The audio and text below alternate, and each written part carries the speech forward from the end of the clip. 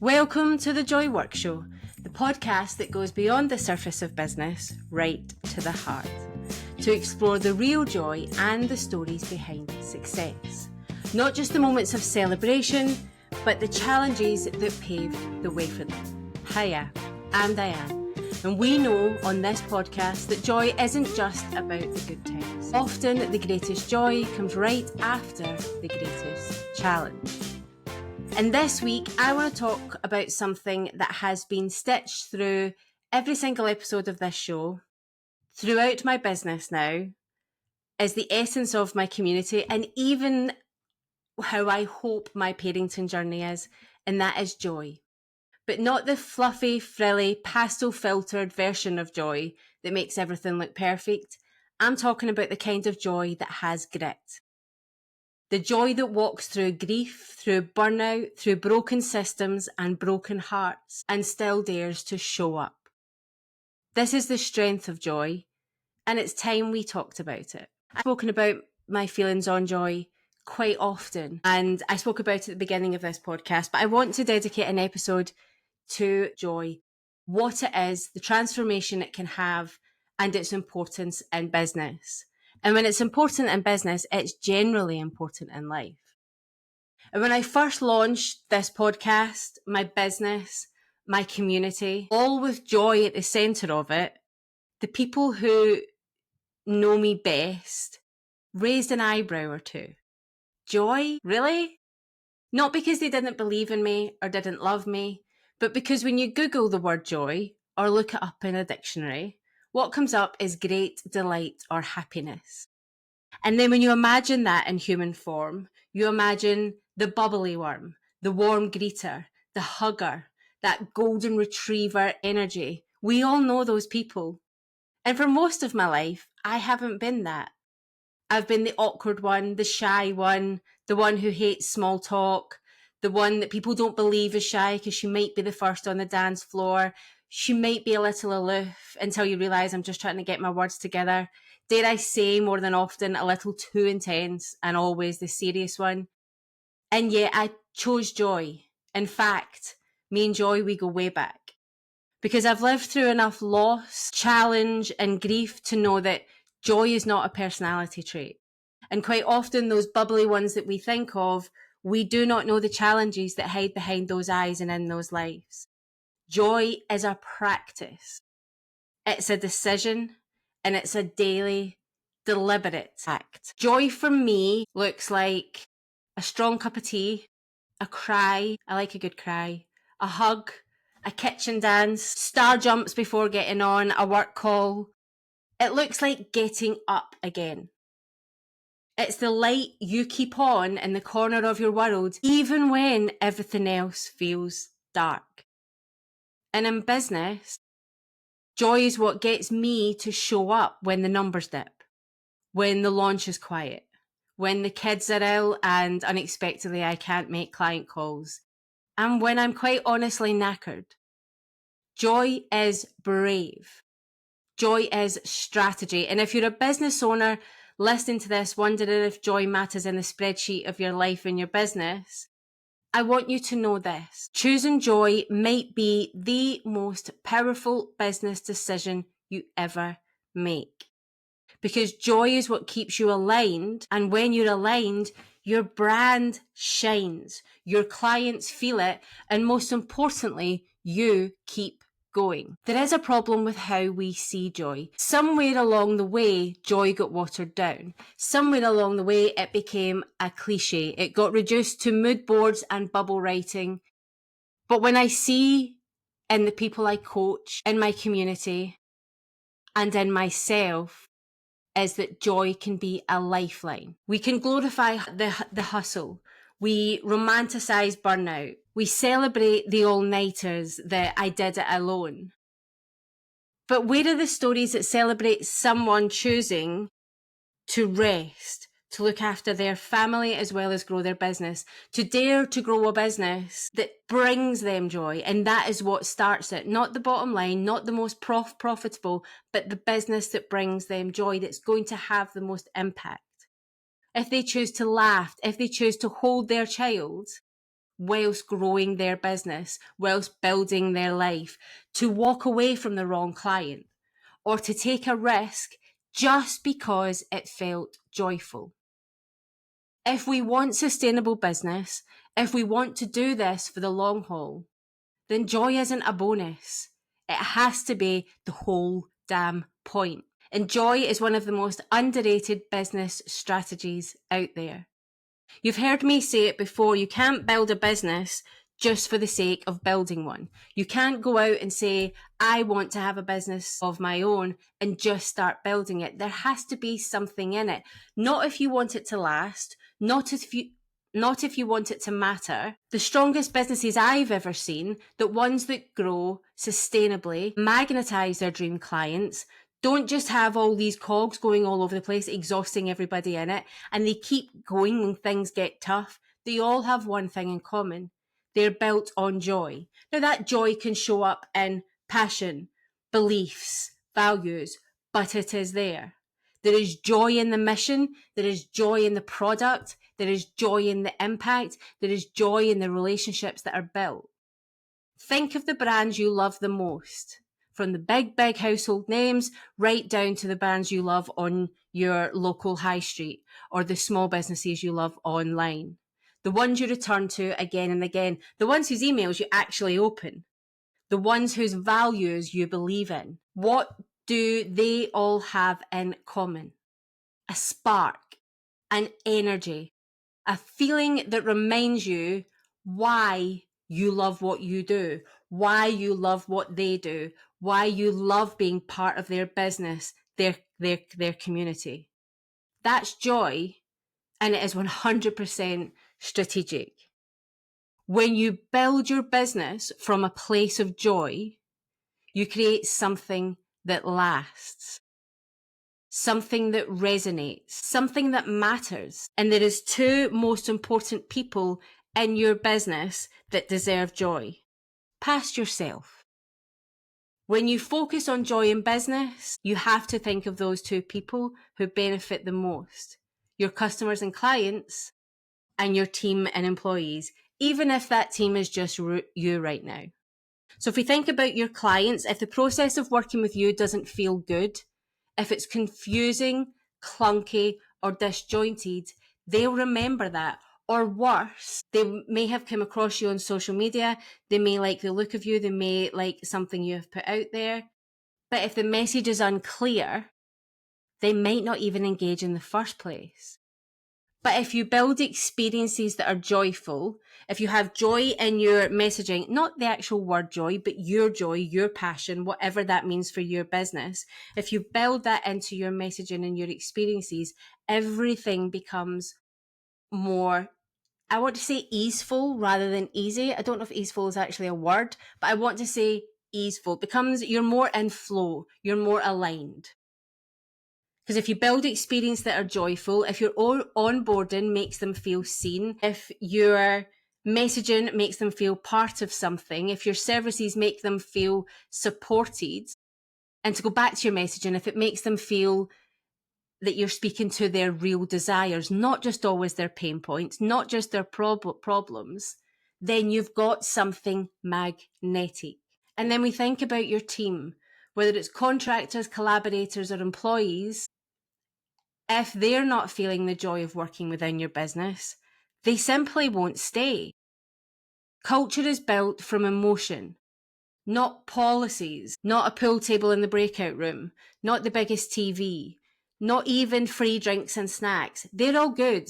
They'll all build if you have the right culture. But if the culture is wrong in the first place, they will not stay. If your business is heavy, stressful, chaotic all the time, that's what your team absorbs. Tell me a human being that exists in their most effective way in a stressful situation when they constantly feel put on. But if there's joy, if there's space to grow, to breathe, to care, that's what people want to be part of. And your current clients and customers and your current team and employees, they are your biggest advocates. You could have the shiniest, most beautiful marketing strategy, marketing campaign out there.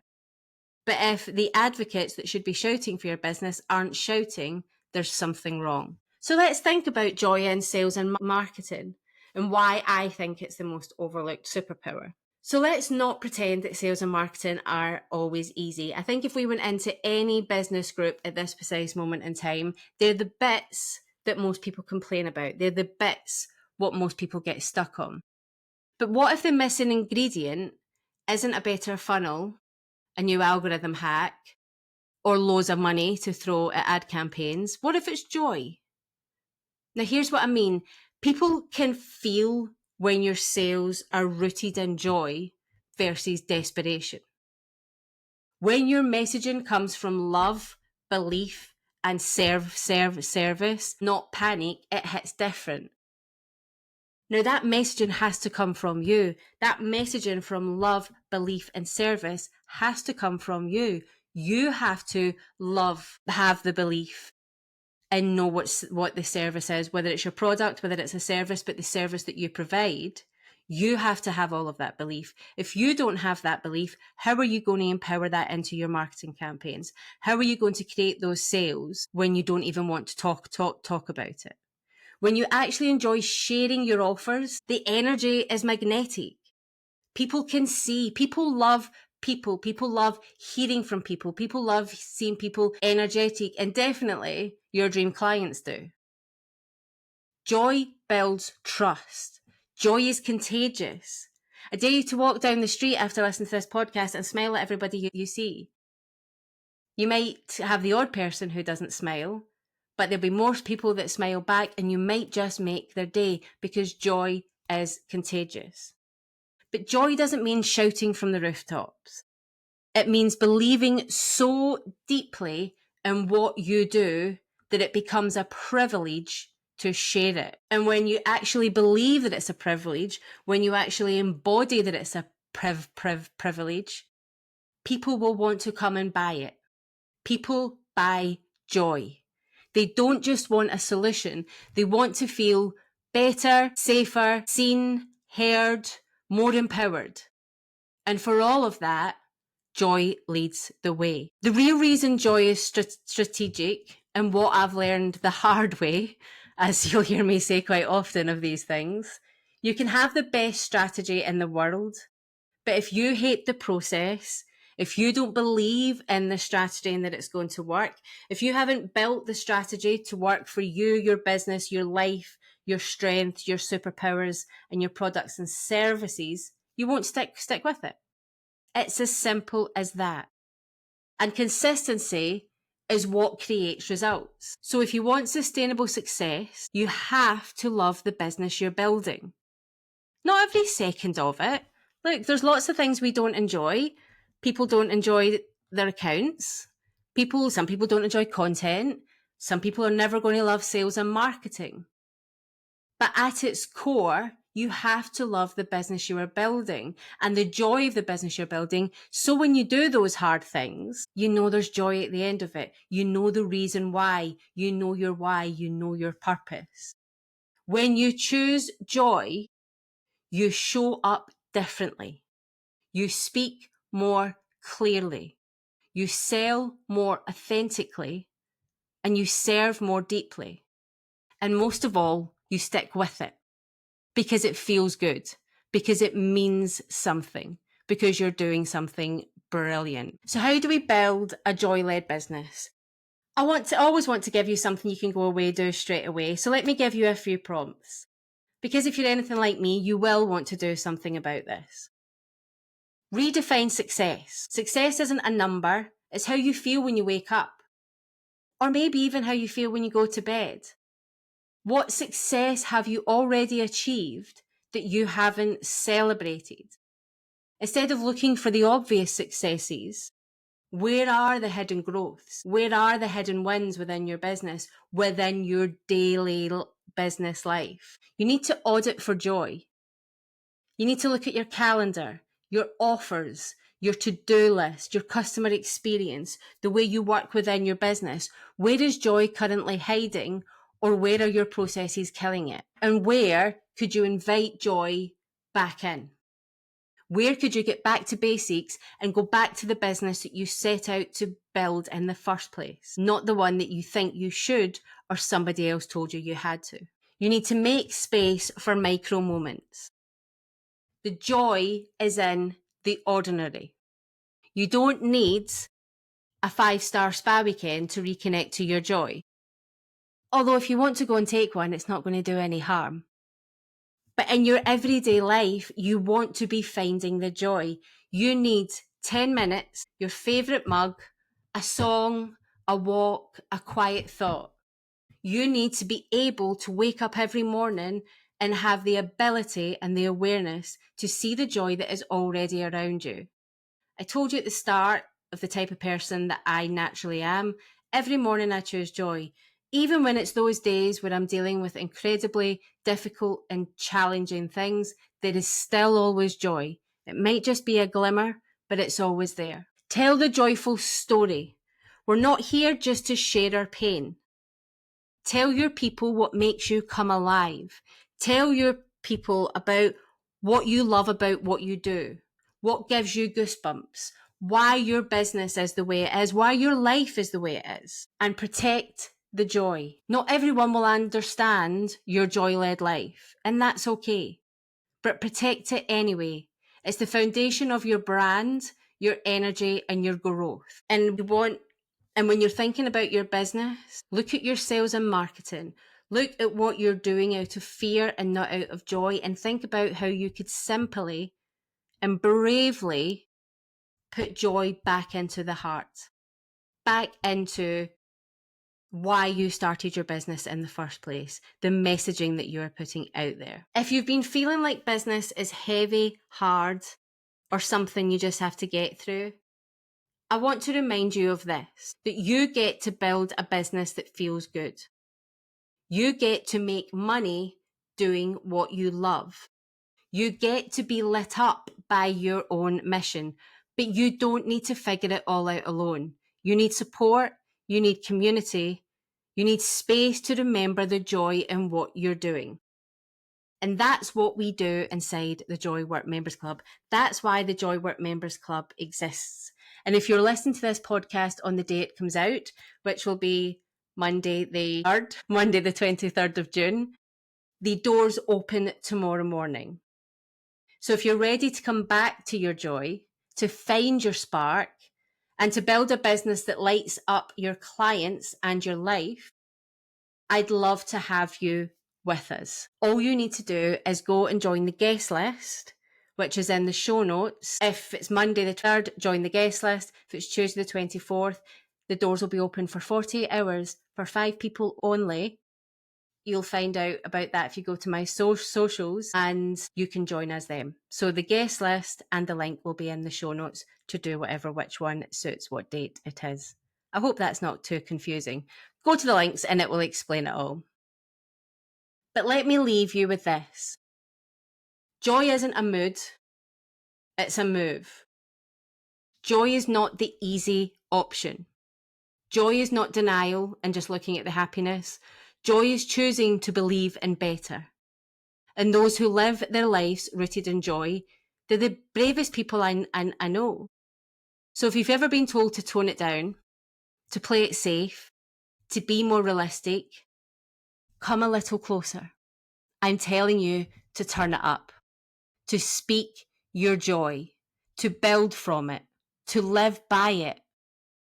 Because that's brave, that's joy, and that's where the transformation happens. So go on, make joy your strategy and watch what happens next. I'll see you later this week with maybe one of my most joyful guests yet.